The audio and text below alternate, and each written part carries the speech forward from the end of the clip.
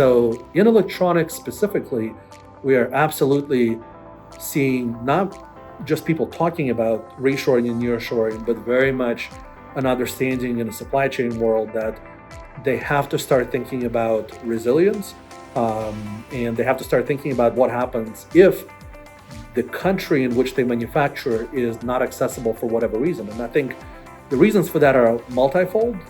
We initially started to see people get concerned about it because of COVID and tariffs. That really wasn't enough to start the reshoring wave.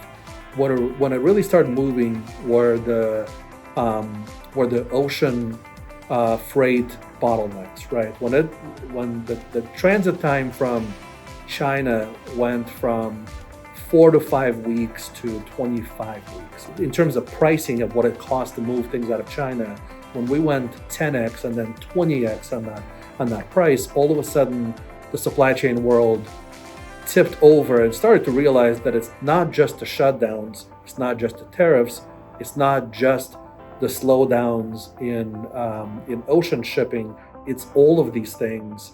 And the final straw, I think, has been instability in Europe.